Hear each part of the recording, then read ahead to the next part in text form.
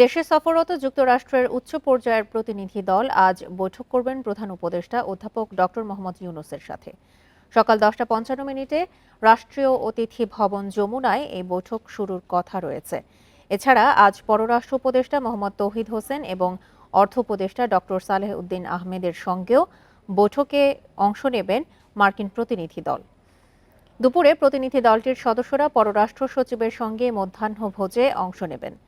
বিকেলে প্রতিনিধি দলের নেতা যুক্তরাষ্ট্রের রাজস্ব দপ্তরের ট্রেজারি বিভাগের আন্তর্জাতিক অর্থ বিষয়ক উপসহকারী মন্ত্রী ব্রেন্ট নেইম্যান বাংলাদেশ ব্যাংকের গভর্নর আহসান এইচ মনসুরের সঙ্গে বৈঠক করবেন।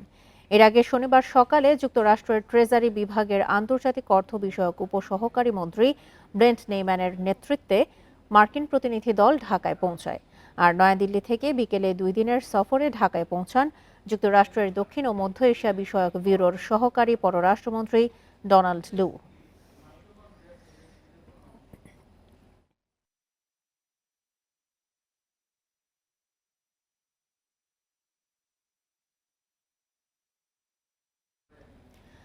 দেশের আর্থিক খাত সংস্কারে যুক্তরাষ্ট্রের কাছে সহযোগিতা চাওয়া হবে বলে জানিয়েছেন অর্থ উপদেষ্টা সালেহ উদ্দিন আহমেদ। শনিবার রাজধানীর এনবিআর কার্যালয়ে এক সেমিনারে তিনি একথা জানান। বলেন, বিদেশি সহায়তায় নির্ভর না করে রাজস্ব আদায় বাড়াতে হবে। এ সময় সরকারি অর্থের অপচয় কমানোর আহ্বান জানান অর্থ উপদেষ্টা। অর্থ আইন নিয়ে আলোচনা সভার আয়োজন করে Bangladesh civil service taxation association. এতে উঠে আসে নতুন আইন ও রাজস্ব আদায়ের নানা বিষয়। সভায় জাতীয় রাজস্ব বোর্ডের চেয়ারম্যান বলেন, আইন মেনেই রাজস্ব আদায় করা হবে। করদাতাদের জন্য স্বস্তিকর পরিবেশ তৈরি করা হবে। তবে কর আদায়ে জোর দেওয়া যাবে না বলেও হুঁশিয়ার করেন তিনি। বলেন, নতুন বাংলাদেশের সবাইকে স্বচ্ছতার সঙ্গে কাজ করতে হবে। ছাত্র জনতার গণ অভ্যুত্থানের ফলে একটা বিরল সুযোগ হয়েছে। তারা আমাদেরকে একটা ক্লিন স্লেট দিয়েছে। আমরা এই ক্লিন স্লেটে নতুন করে লিখব। আমরা এখন যা কিছু লিখব সেটাই হবে বাংলাদেশের নতুন ইতিহাস। সুতরাং আগে কি করেছি, আগে কিভাবে চলেছি, সম্পূর্ণ কিছু ভুলে গিয়ে যেটা আমাদের করা প্রয়োজন, যেটা আমাদের করা উচিত, সেই কাজটা আমরা প্রপারলি করব। অনুষ্ঠানে অর্থ উপদেষ্টা বলেন, কর ফাঁকি বন্ধ করতে হবে। বিদেশি ঋণে ঝুঁকে না পড়ে নিজস্ব উৎস থেকে অর্থের সংস্থানেও জোর দেন তিনি।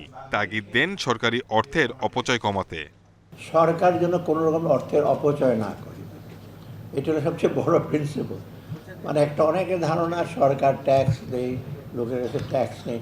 তার নানা রকম অনুষ্ঠান উপন্যাস অনেক রকম, যেটা আমরা দেখতে পেয়েছি যে এগুলো আমরা চেষ্টা করবো এগুলো যতটুকু সম্ভব। তার মানে এই নয় যে রাজস্ব করের টার্গেট কমিয়ে দেবো আমরা। উপদেষ্টা জানান, অর্থনৈতিক সংস্কার নিয়ে মার্কিন ট্রেজারি বিভাগের সঙ্গে বৈঠক করা হবে।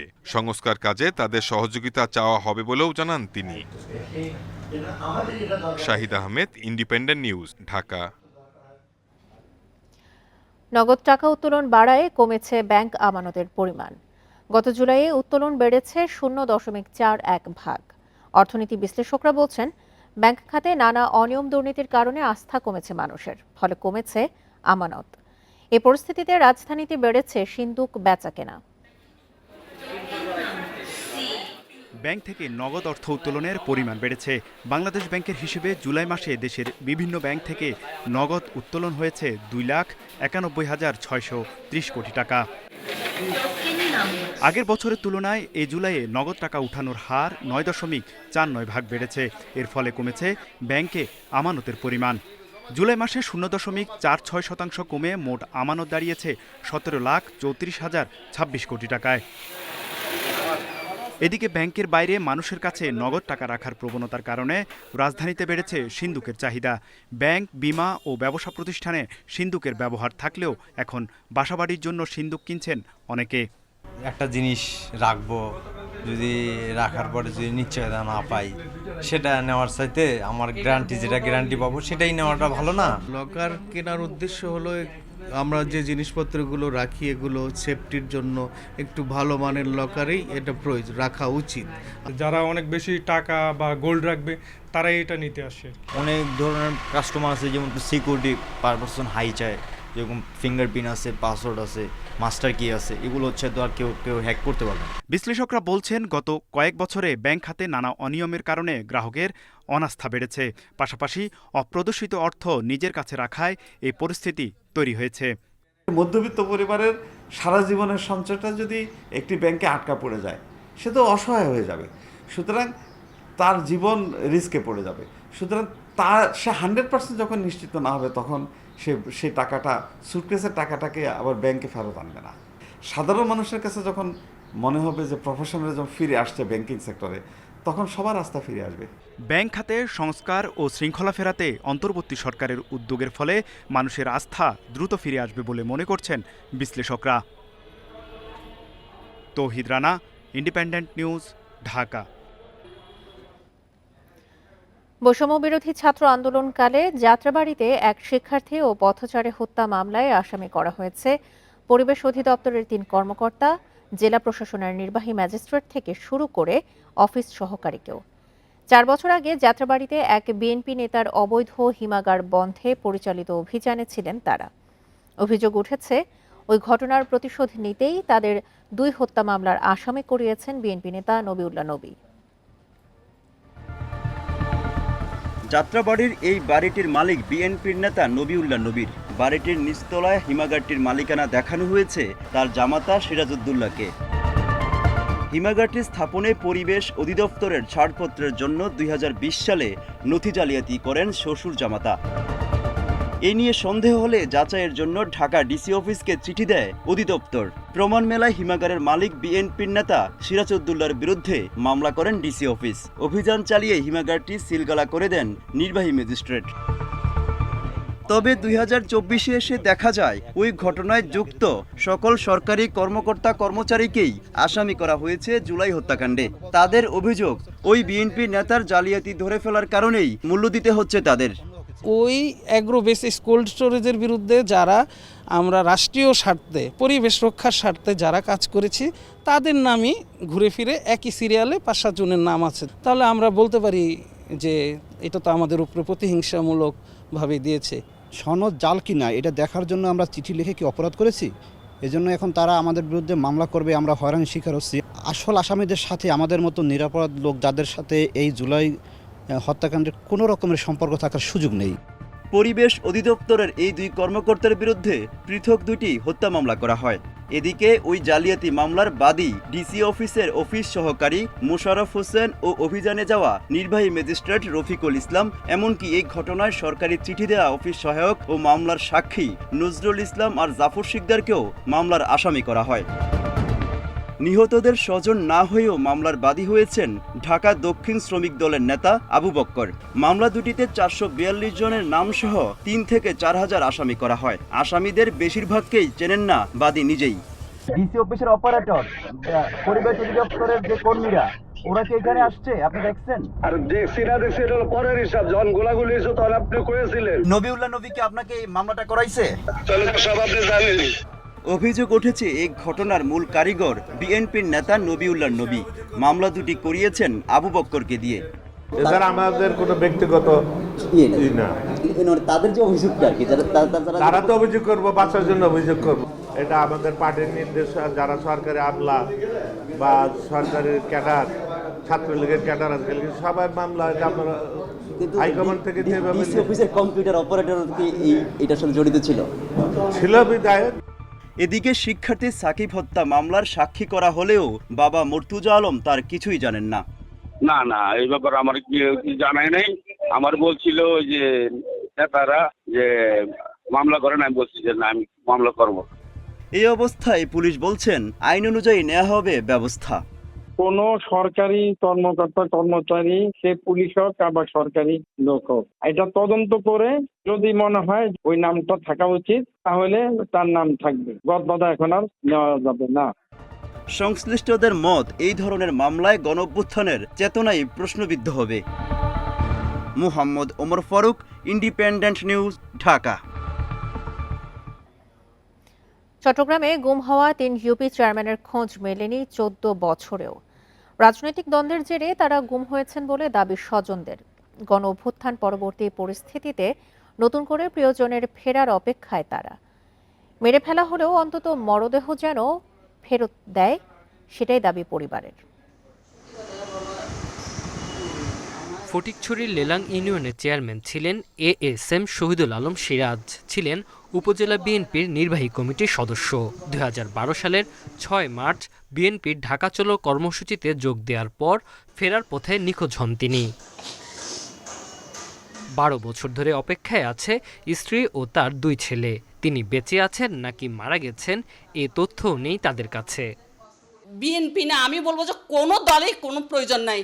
যদি নিজের দেশে কথা বলতে না পারি, নিজের সম্মান রক্ষা করতে না পারি, আমরা আমাদের আপনজনদের খবর না পাই, তাহলে এইসব দরকারি কি, এই পার্টির দরকারি কি? কলডেঙ্গা ইউনিয়নের চেয়ারম্যান ও বোয়ালখালী উপজেলা বিএনপির সভাপতি ছিলেন নজরুল ইসলাম বাচা। 2010 সালের নভেম্বরে গাজীপুর থেকে তাকে তুলে নেয় আইনশৃঙ্খলা বাহিনী। সেই থেকে খোঁজ নেই তার। একই বছরের মার্চে চট্টগ্রামের খুলশী থেকে গুম হন রাউজানের বাগুয়ান ইউনিয়নের তৎকালীন চেয়ারম্যান সৈয়দ মোহাম্মদ আবু জাফর। তিনি ছিলেন রাউজান উপজেলা ছাত্রলীগের সভাপতি। রাজনৈতিক পট পরিবর্তনের পর এখন গুম হওয়াদের খোঁজ পাওয়ার আশা করছে পরিবার। ছোট ছেলে এখন ক্লাস 8-এ পড়তেছে, পড়ালেখা করাচ্ছি আর কি। বাপের তো অনেক সুনাম, জানে যদি গোসিনায় হাটে যান, ওনার তার সম্মানের কথা কেউ অসম্মান বলবে না।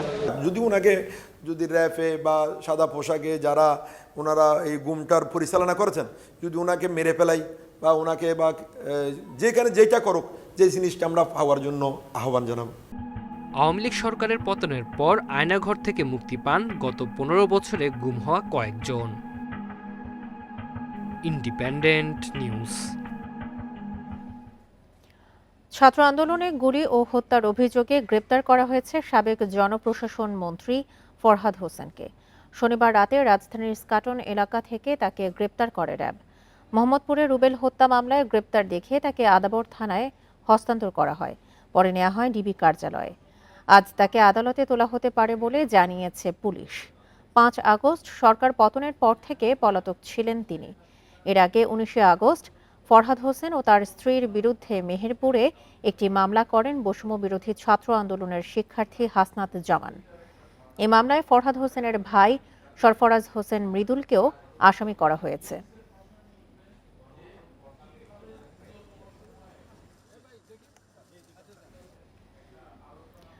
আজ থেকে দেশের সব তৈরি পোশাক কারখানা খোলা থাকবে। কোনো কারখানায় অস্থিরতা তৈরি হলে বিশেষ ব্যবস্থা নেবে সরকার। শনিবার বিজিএমইএ ভবনে এক মত বিনিময় সভায় এসব কথা জানান শ্রম উপদেষ্টা আসিফ মাহমুদ। এ সময় কারখানা মালিকরা জানান, শ্রমিক অসন্তোষের কারণে 270টি কারখানা বন্ধ হয়ে গেছে। শ্রমিক অসন্তোষের কারণে তৈরি পোশাক খাতে 2 সপ্তাহ ধরে চলছে অস্থিরতা। সাভারের আশুলিয়া ও গাজীপুরের একাধিক কারখানায় হামলা হলে বন্ধ করে দেয়া হয়। শনিবার কারখানা খুললেও দুপুরের পর শ্রমিকরা উৎপাদন বন্ধ রেখে চলে যায়। অনেকের পোস্টিং নাই। ব্যবসায়ীরা বলছেন, হামলায় বহিরাগতরা জড়িত। কারখানা বন্ধ থাকলে ক্রেতা অন্য দেশে চলে যাওয়ার আশঙ্কা তাদের। মজুরি বাড়াইতে হবে, এই জায়গা করতে হবে, অবশ্যই আমি করতে রাজি, আমরা করবো, আমাদের সাধ্যের মধ্যে থাকলে অবশ্যই করব। আপনারা যা লিখে দিবেন, আমি অন্তত বলে দিলাম, যা চান আমি লিখে দেবো। ফ্যাক্টরি না চলে না চলবে, শ্রমিক বন্ধ হলে হবে, কিন্তু এইভাবে আমাদেরকে শ্রমিকদেরকে বহিরাগত আর মার খাওয়ান না। বিজিএমইএ সভায় বেতন বাড়ানো, চাকরি নিরাপত্তা সহ বৈষম্য কমানোর দাবি জানান শ্রমিক নেতারা। কিছু মানে নেই, আবার মানছে সব, মানে 2-3টা মানে নেই। আপনাদেরকে একটা ফিঙ্গারপ্রিন্ট করতে দেওয়া হয়েছিল যে এখানে শ্রমিকদের ডাটাটা সংরক্ষণ হবে। সেই ডাটাবেস দিয়ে শ্রমিকদেরকে কালো তালিকা করা হয়েছে যাতে তারা অন্য ফ্যাক্টরিতে চাকরি না পায়। কারখানা নিরাপত্তা বিশৃঙ্খলা রোধে তাৎক্ষণিক শাস্তির কথা জানায় নিরাপত্তা বাহিনী। গার্মেন্ট শিল্পের সঙ্গে জড়িত নাই এইরকম কিছু ব্যক্তিবর্গ এসে কোম্পানিগুলোকে আক্রমণ করছে। আমাদের যারা শ্রমিক আছে তাদেরকে কারখানা থেকে বের করে নিয়ে আসছে এবং তখন আমরা আমাদের মোতায়েন জোরদার করলাম। শ্রমিকদের সমস্যা সমাধানে সেল গঠন করা হয়েছে। মামলা তুলে নেওয়া সহ ন্যায্য দাবি পূরণের আশ্বাস দেন অন্তর্বর্তী সরকারের উপদেষ্টা। এটা বকেয়া বেতন যেটা মূল সমস্যা, এটাকে আগে অ্যাড্রেস করতে হবে। এখানে একটা প্র্যাকটিস দীর্ঘদিন ধরে ছিল যে ইনসেন্টিভ দিয়ে দেয়া, ঋণ দিয়ে দেয়া, তো সেই জায়গা থেকে অনেক সবার মধ্যে না, অনেক মালিকের মধ্যেও এই প্রবণতাটা আছে যে সামর্থ্য থাকা সত্ত্বেও সরকারের ইনসেনটিভের জন্য বসে থাকা হয়। পোশাক শ্রমিকদের স্বল্প মূল্যে টিসিবির পণ্য দেওয়ার কথাও জানান উপদেষ্টা। সবার একটা সিনক্রোনাইজেশনের মধ্য দিয়ে আমরা এই সমস্যাগুলোকে অ্যাড্রেস করব। এবং একরামুল ইসলাম, ইন্ডিপেন্ডেন্ট নিউজ, ঢাকা। এখানে কারখানা পরিস্থিতি নিয়ে আরো জানাতে গাজীপুর থেকে যোগ দিচ্ছেন সহকর্মী আবুল হাসান। আবুল হাসান, সাভার গাজীপুরে আজকে কি অবস্থা দেখতে পাচ্ছেন? সব কারখানা কি খুলেছে কিনা? আজকে থেকে তো সব পোশাক কারখানা খোলা থাকার কথা জানানো হয়েছিল।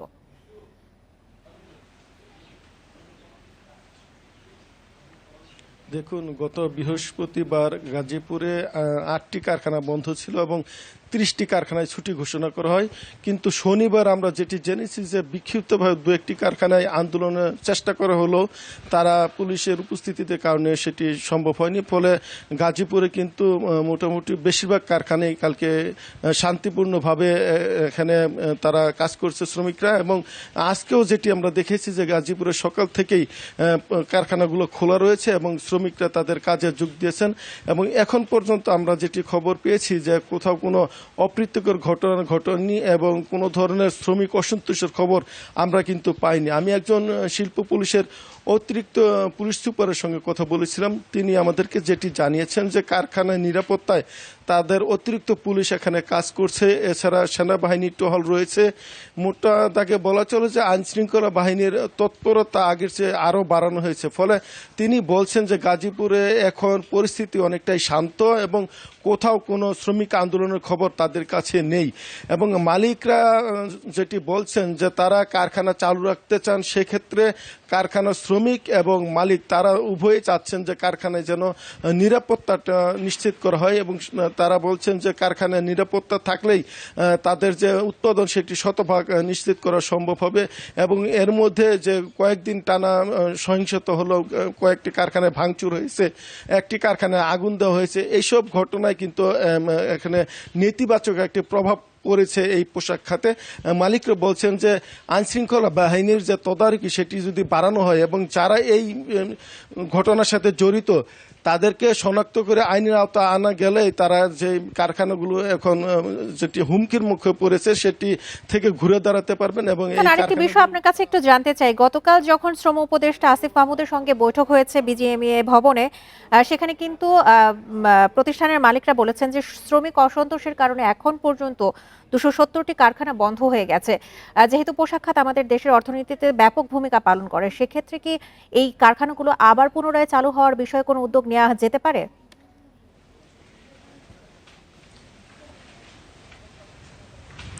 দেখুন, বন্ধ কারখানা যেটি বলেছি যে বৃহস্পতিবার গাজীপুরে 8টি কারখানা বন্ধ ছিল এবং 30টি কারখানায় ছুটি দেওয়া হয়েছে অপ্রীতিকর ঘটনা এড়াতে। আজকে আমরা যে চালাতে সক্ষম না ছোটখাটো কারখানা, এরকম কিছু কারখানা আছে যারা মালিকের নিজেরাই বন্ধ রেখেছেন। এই ধরনের প্রতিষ্ঠান ছাড়া বাকি কারখানাগুলোতে আজকে কিন্তু উৎপাদন চলছে এবং শান্তিপূর্ণ ভাবে কিন্তু সকাল থেকে বৃষ্টি উপেক্ষা করে শ্রমিকরা কাজে যোগ দিয়েছেন। এবং মালিক শ্রমিক সবাই আশা করছেন যে এই যে গার্মেন্টসের যে একটি অর্থনৈতিক এখানে বাংলাদেশের জন্য ইতিবাচক একটি খাত, সেই খাতকে যেন টিকে রাখা যায় সে ব্যাপারে শ্রমিকরাও চাচ্ছেন যে এই কারখানাগুলো যেন চালু থাকে। এবং শ্রমিকরা যেটি বলছেন যে তারা তাদের কিছু দাবি দেওয়া রয়েছে, কিন্তু তারা চাচ্ছেন যে এই দাবি দেওয়া মেনে নেওয়ার পর কারখানাগুলো যেন সচল থাকে, তাদের রুটি যেন বন্ধ না হয়, এই ধরনের দাবি কিন্তু শ্রমিকরা করছেন। ফলে শ্রমিকদের মধ্যে যারা সত্যিকারের শ্রমিক, মালিকরা বলছেন যে তারা এসব ভাঙচুর লুটপাটের সাথে জড়িত না, বহিরাগত কিছু মানুষ এবং যারা তৃতীয় পক্ষ ইন্ধনদাতা তারাই মূলত এই ছাত্র স্থিতি করার চেষ্টা করছে। এবং মালিকরা বলছেন যে এই যে চিহ্নিত যে যারা এই কাজ করছে তাদেরকে চিহ্নিত করে আইনের আওতায় আনার দাবি তারা কিন্তু করছেন। এবং আজকে আমরা যে খবর পেয়েছি যে গাজীপুরে 2000-এর বেশি যে তৈরি পোশাক কারখানা রয়েছে সেগুলো বেশিরভাগ কিন্তু উৎপাদন প্রক্রিয়া চলমান রয়েছে এবং কোথাও এখন পর্যন্ত আমরা কিন্তু কোনো আনরেস্টের খবর পাইনি। গাজীপুর থেকে জানাচ্ছিলেন আবুল হাসান। আজ থেকে সারা দেশে আবারও শুরু হচ্ছে টিসিবির পণ্য বিক্রি। সাশ্রয়ী মূল্যে 1 কোটি পরিবারকে দেয়া হবে চাল, ভোজ্য তেল ও মসুর ডাল। শনিবার টিসিবির যুগ্ম পরিচালক মোহাম্মদ হুমায়ুন কবিরের সই করা এক বিজ্ঞপ্তিতে এই তথ্য জানানো হয়। এতে বলা হয় কার্ডধারী ভোক্তারা নির্ধারিত ডিলারের কাছ থেকে ভর্তুকি মূল্যে পণ্য কিনতে পারবেন। নির্দিষ্ট স্থায়ী স্থাপনা থেকে মিলবে ৩০ টাকা কেজি দরে ৫ কেজি চাল, ১০০ টাকা লিটার দরে ২ লিটার ভোজ্য তেল এবং ৬০ টাকা কেজি দরে ২ কেজি মসুর ডাল।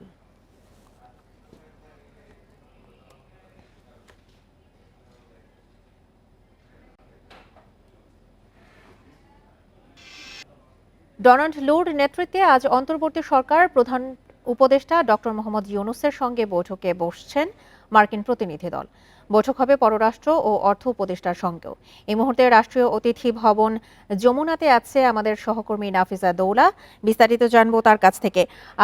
নাফিজা দৌলা, আজকের যে বৈঠকগুলো অনুষ্ঠিত হবে সেটি কখন এবং কোন কোন সময়ে কার কার সাথে অনুষ্ঠিত হবে, এবং পররাষ্ট্র উপদেষ্টার সঙ্গে যে বৈঠকের আলোচ্যসূচি সেটিতে কোন কোন বিষয় আসলে থাকছে?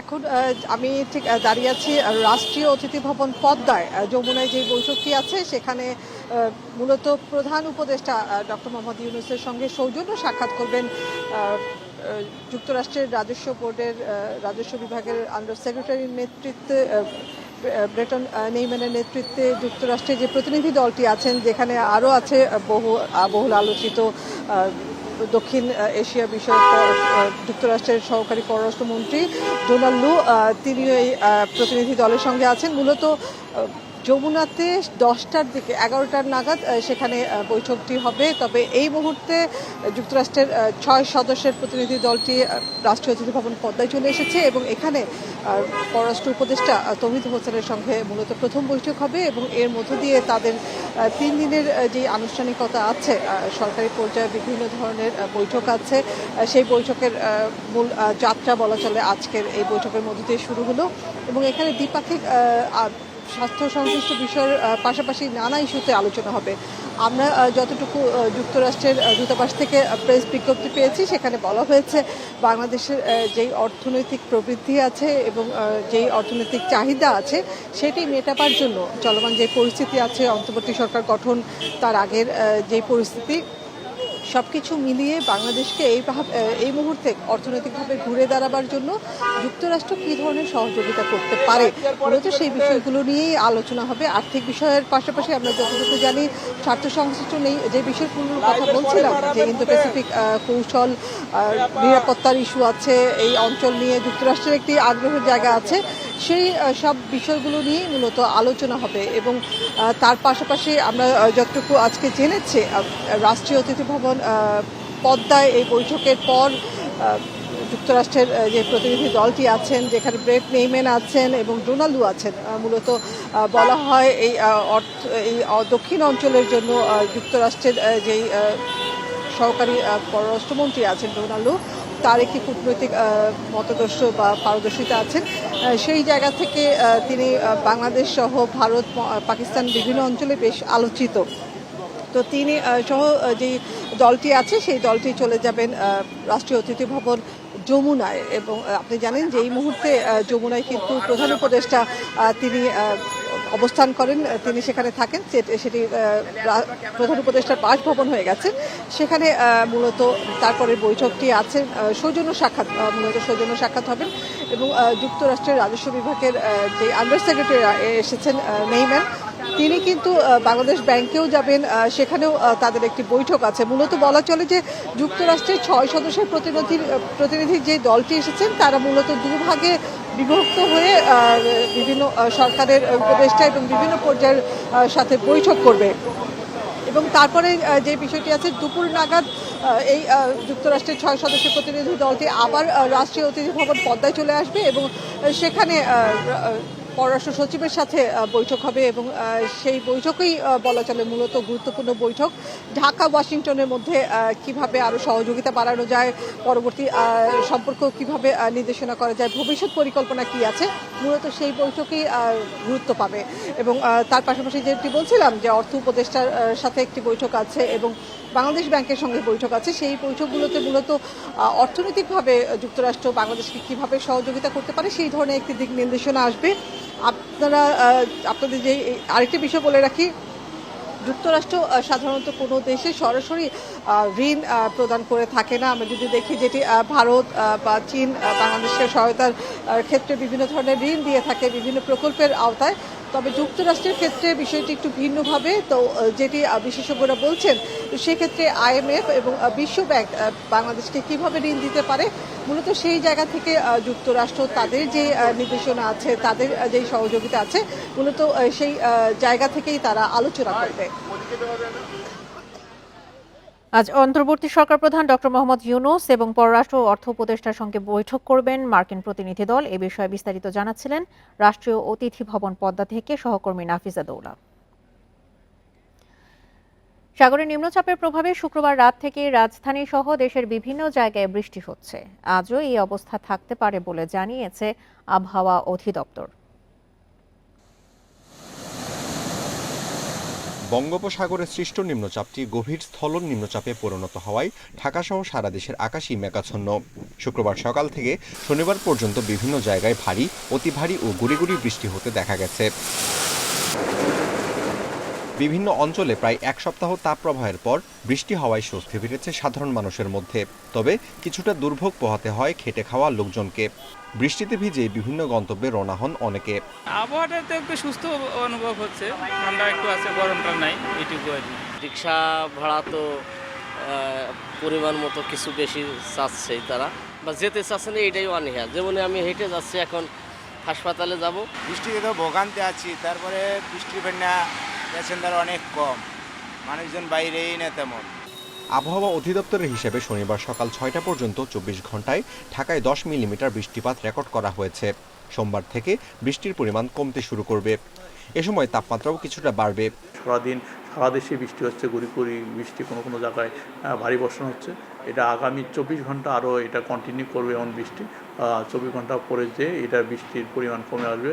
আমরা আশা করছি আগামীকালের পরে পরশু দিন যে বৃষ্টির মাত্রা কমে আসবে, তারপরের দিন যে অনেক ক্ষেত্রে এই বৃষ্টিটা ড্রাই আউট হয়ে যাবে।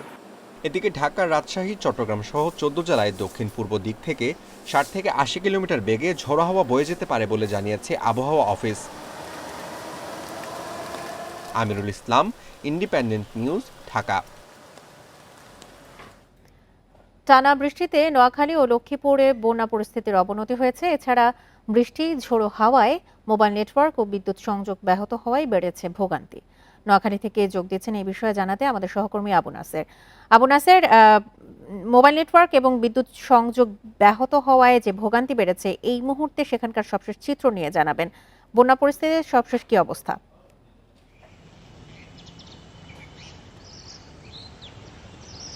নোয়াখালীতে মূলত গতকাল থেকেই আসলে মোবাইল নেটওয়ার্ক এবং বিদ্যুৎ সংযোগ বিভিন্ন এলাকাতে বিচ্ছিন্ন রয়েছে। এই পরিস্থিতি নোয়াখালী জেলা শহর থেকে শুরু করে বিভিন্ন উপজেলা পর্যায়ে, গ্রাম পর্যায়ে এবং ইউনিয়ন পর্যায়ে। শহরের দিকে পরিস্থিতি কিছুটা উন্নতি হলো, গ্রামের দিকে এই পরিস্থিতি এখনো আগের পর্যায়ে রয়েছে। দুদিন থেকে বিভিন্ন এলাকাতে বিদ্যুৎ সংযোগ নেই এবং যেসব জায়গাতে বিদ্যুৎ সংযোগ নেই সেসব জায়গাতে আবার মোবাইল নেটওয়ার্কও পাওয়া যাচ্ছে না। পাশাপাশি বিদ্যুৎ না থাকার কারণে লোকজন মুঠোফোনে চার্জ দিতে পারেনি এবং আইপিএসেরও যে চার্জ সেটি শেষ হয়ে যাওয়াতে অনেকেই গতকাল রাতেও অন্ধকারে কাটাতে হয়েছে এবং দিনভর তাদেরকে খুব বাজে পরিস্থিতি মোকাবেলা করতে হচ্ছে। বিশেষ করে যেসব এলাকাতে বন্যা এবং জলাবদ্ধতা চলছে গত প্রায় 24 দিন থেকে, সেসব এলাকাতে পরিস্থিতির আরও অবনতি হয়েছে এবং কিছু লোকজন বাড়িঘরে ফিরে যাওয়ার প্রস্তুতি নিলেও আশ্রয়কেন্দ্র থেকে তাদেরকে ইতিমধ্যে যেহেতু তাড়া দেওয়া হচ্ছিল, তারা আসলে আর বাড়িঘরে ফিরে যাওয়ার এখন রাজি হচ্ছেন না। তারা অমত করছেন বাড়িঘরে ফিরে যাওয়ার ক্ষেত্রে, কেননা বাড়িঘরে এখন আগের চাইতে বেশি পানি উঠে গেছে। পাশাপাশি সড়কগুলোতে, অনেকগুলো সড়কে, গ্রামীণ সড়কগুলোতে, দুর্গম এলাকার সড়কগুলোতে, প্রত্যন্ত অঞ্চলের সড়কগুলোতে হাঁটুর উপরে কোথাও কোমর পরিমাণ পানি রয়েছে।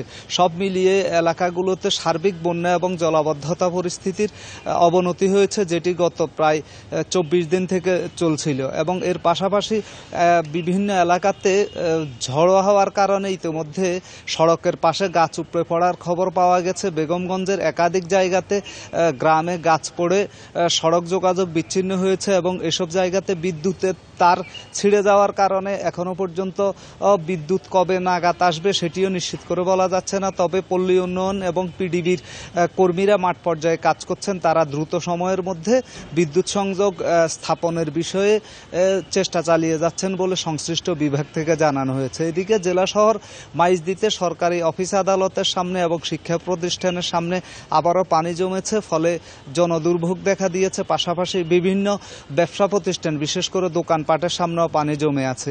এই পরিস্থিতিতে জেলা শহর এবং গ্রামে উপজেলা পর্যায়ে সব জায়গাতেই আসলে সার্বিক বন্যা পরিস্থিতি এবং জলাবদ্ধতা পরিস্থিতির অবনতি হয়েছে, সেই সাথে বেড়েছে জনদুর্ভোগ। এ হচ্ছে আমার কাছে এখানকার সর্বশেষ। নোয়াখালী থেকে জানাচ্ছিলেন আমাদের সহকর্মী আবু নাসের। বরিশালে গতকাল থেকে বৃষ্টিতে শহরের বিভিন্ন এলাকায় জলাবদ্ধতার সৃষ্টি হয়েছে। আজ সকাল ৬টা পর্যন্ত ২৪ ঘন্টায় বরিশালে ১৭৬ মিলিমিটার বৃষ্টিপাত রেকর্ড করা হয়েছে। এ নিয়ে আরও জানাতে বরিশাল থেকে যোগ দিচ্ছেন সহকর্মী আল আমিন। আল আমিন, বরিশালের শহরেই বিভিন্ন জায়গায় জলাবদ্ধতার সৃষ্টি হয়েছে, এক্ষেত্রে দুর্ভোগ নিয়ে জানাবেন।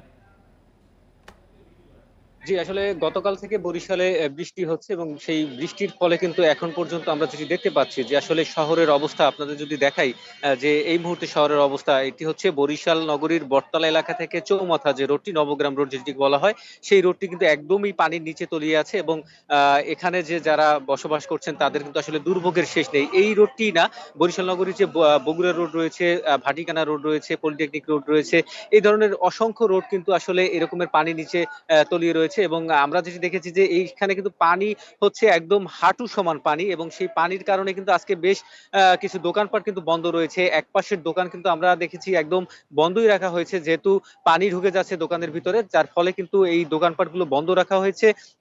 গত ২৪ ঘন্টায় বরিশালে ১৭৬ মিলিমিটার বৃষ্টিপাত রেকর্ড করা হয়েছে এবং আবহাওয়া অফিস যেটি জানিয়েছে যে বৃষ্টি হওয়ার সম্ভাবনা কিন্তু রয়েছে এবং এখনো কিন্তু বৃষ্টি হচ্ছে। গতকাল সকাল ৬টা থেকে বিকেল ৬টা পর্যন্ত আমরা দেখেছি যে মুষলধারে বৃষ্টি হয়েছে এবং রাতে কিন্তু টানা বৃষ্টি হয়েছে, যার ফলে কিন্তু শহরের যে প্রধান সড়কগুলো রয়েছে সেই সড়কে কিন্তু জলাবদ্ধতার সৃষ্টি হয়েছে এবং জলাবদ্ধতার কারণে কিন্তু আসলে যানবাহন চলাচলও কমেছে। কিন্তু যে ধরনের যানবাহন চলাচল করছে তাতে কিন্তু আসলে মানুষের কাছ থেকে বাড়তি ভাড়া নেওয়ার একটি অভিযোগ আমরা পেয়েছি যে আসলে জলাবদ্ধতার এই বিষয়টিকে কেন্দ্র করে কিন্তু বাড়তি ভাড়া নেওয়া হচ্ছে এবং যেটি সাধারণ মানুষ যেটি বলছে যে ড্রেনেজ যে ব্যবস্থা সেটি কিন্তু আসলে একদমই নাজুক।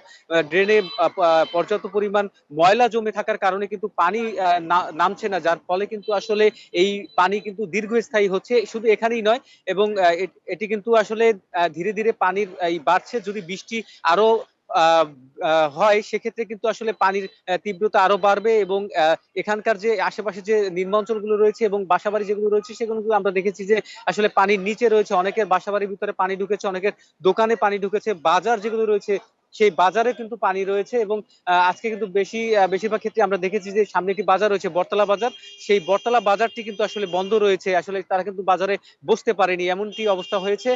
তো বরিশাল কীর্তনখোলা নদীর পানিও কিন্তু বৃদ্ধি পেয়েছে, 0.38 সেন্টিমিটার পানি বৃদ্ধি পেয়েছে, যার ফলে কিন্তু আসলে নগরবাসীর ভোগান্তি হচ্ছে। তো এই ছিল বরিশাল থেকে আমার কাছে সর্বশেষ খবর। বরিশাল থেকে জলাবদ্ধতার চিত্র নিয়ে জানাচ্ছিলেন আমাদের সহকর্মী আল আমিন।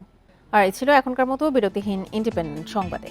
ইন্ডিপেন্ডেন্ট টেলিভিশনের সব খবর আরও বিস্তারিত জানতে চোখ রাখুন ফেসবুক, ইউটিউব এবং এক্সে। ধন্যবাদ সবাইকে, আমন্ত্রণ পরের আয়োজনে।